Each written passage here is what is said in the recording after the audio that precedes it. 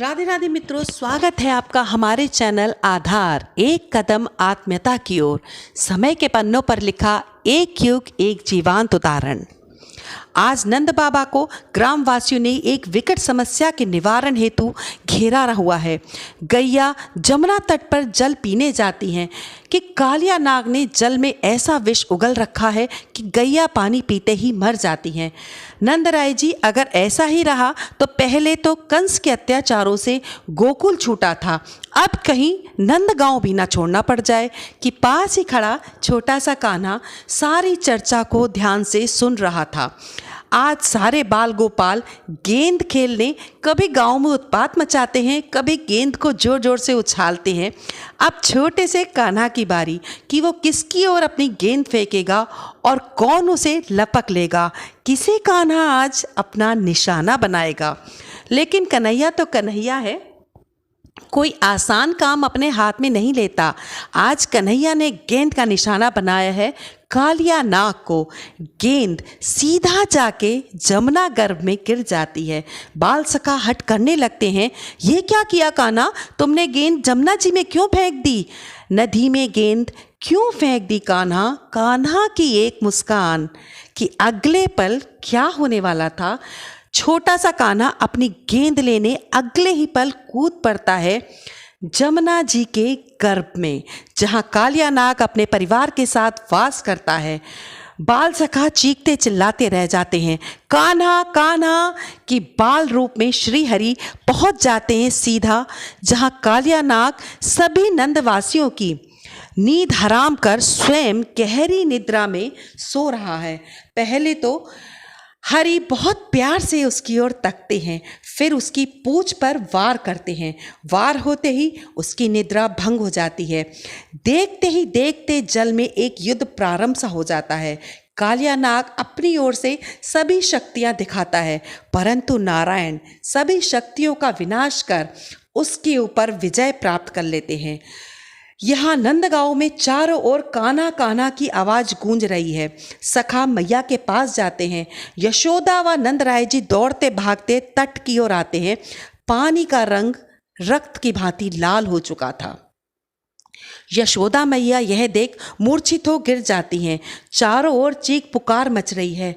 भय का माहौल है कि कालिया नाग अब प्रभु से माफ़ी मांगता है। वह प्रभु आदेश देते हैं कि तुम अपने परिवार को ले यहाँ से दूर चले जाओ। अगले ही पल गौओं के पालनहार गोपाल कालिया नाग के फन पर नृत्य करते हुए बाहर आते हैं। नटवर नागर नंदा काली ने देह में रास रचायो नाचत बाल मुकंदा। टकटकी बांध अपने कान्हा को देख रही यशोदा मैया यूं ही दिन प्रतिदिन नटवर नागर माखन चोर कभी किसी को हैरान कर दे, कभी किसी को परेशान कर दे और कभी किसी को आराम पहुंचा दे। लेकिन जिसने सबका चित्त मोह लिया, उसका चित्त किसने मोहा है? कि कौन है वो जो सारी दुनिया को अपना दीवाना बनाए रखता है, परंतु उसे दीवाना किसने बना रखा है? कौन है वो जो शाम की मुरली मनोहर तान सुन के ब्रज की जैसे सारी गोपियां पागल दीवानी अपनी सुध बुध खो बैठती हैं? मुरली की दीवानी सारी सुध बुध खो बैठने वाली गोपियां कान्हा की ओर खींची चली आती हैं। जैसे ही कन्हैया बंसी बजाता है, तान छेड़ता है, परंतु एक विशेष प्रयास अपनी राधिका के लिए, वो राधा रानी जिसके नाम मात्र से बैकुंठ तर जाए, तीनों लोकों की महारानी। राधे तू बड़ भागनी कौन तपस्या की, तीन लोक के नाथ हैं जो तेरे आधीन। कभी कभी राधा रानी खुद पर इतराती हैं, इठलाती हैं, और जब गोपियाँ राधा रानी को छेड़ती हैं, उन्हें परेशान करती हैं, वो कहती हैं मैं कान्हा के पीछे पीछे नहीं जाती, वो ही स्वयं चल कर आता है, और दूसरे ही पल कन्हैया को अपने सामने पा शर्मा जाती हैं और छुपने का स्थान ढूंढती हैं। कि आज राधा रानी के मुख से निकल ही जाता है कि कान्हा तुम बंसी ना बजाया करो, मैं अपनी सुध-बुध खो बैठती हूँ।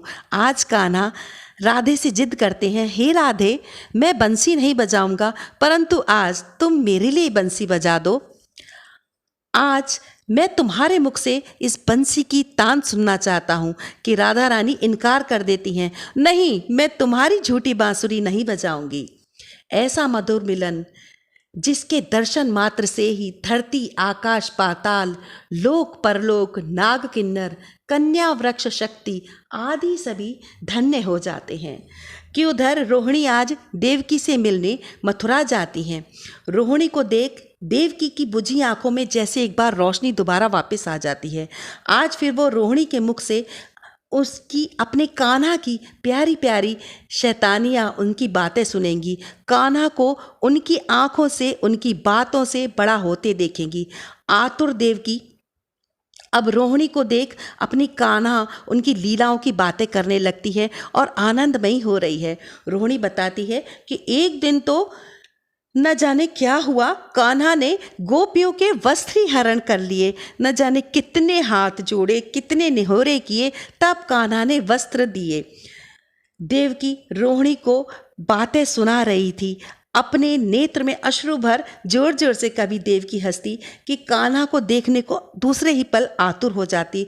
फिर स्वयं पर नियंत्रण कर स्वयं के हृदय को धीरज बंधाती कि कैसे कन्हैया ने ग्वालनों के नाक में दम कर रखा है, नाक में दम कर रखा है। नंदगांव में मटकी का व्यापार तो खूब जोर शोर से चल रहा है। दिन प्रतिदिन ढेरों मटकियां टूटती हैं। हर क्षण प्रतिक्षण दूसरे मोड़ से यही आवाज आती है, अरे कन्हैया रुक तो है, मैं देखूं आज। यहाँ आज नंदगांव में कान्हा एक हट कर बैठता है कि नंदगांव में आज से दूध मथुरा नहीं जाएगा। माखन छाछ कोई भी चीज़ कोई भी सामान हम व्यापार मथुरा से नहीं करेंगे। कि राजा ने हमारी सुध न ली आज तक, हमारे दुख हमारे सुख हमारे अधिकारों से अनजान, ऐसे राजा को प्रजा कोई कर नहीं देगी। कि मथुरा की आन के माथे पर बल पड़ जाते हैं और मथुरा के सैनिक नंदगांव से सारी गैया इकट्ठी कर मथुरा ले जाते हैं। नंदगांव में एक भी गैया नहीं रहती। आज फिर नंदराय जी के द्वार पर सभी ग्वाले ठाड़े हैं कि कान्हा ने हमें किस नई मुसीबत में डाल दिया। परंतु ये गोपाल, ये गौओं का प्रेमी अपनी गौओं को कैसे मज़ेदार में छोड़ दे कि अपनी मुरली से, अपनी मधुर मुरली की ऐसी तान छेड़ते हैं कि सारी गैया बाड़ा तोड़ कन्हैया के पास लौट कर आ जाती हैं। किंतु ये निर्दयी राजा, ये कंस है, ये चुप नहीं बैठेगा। बुला भेजता है अपने राक्षसों को, देवासुर और तलकासुर को, कि जाओ और पूरे नंदगांव में हाहाकार मचवा दो, पूरे नंदगांव को खाक में मिला दो। श्री हरि जहाँ रहते हैं। बहुत उठापटक हुई आज नंदगांव में। सब ने देखा, दाऊ भैया ने खूब मजे लिए, उठा उठा कर देव का सुर को मारा और कन्हैया तो जैसे क्रीड़ा कर रहे थे। चारों ओर हो रही थी थोड़ी देर पहले जहाँ हाहाकार, जहाँ तबाही, आज वहाँ हंसी के अब ठाके गूंज रहे थे जोर जोर से।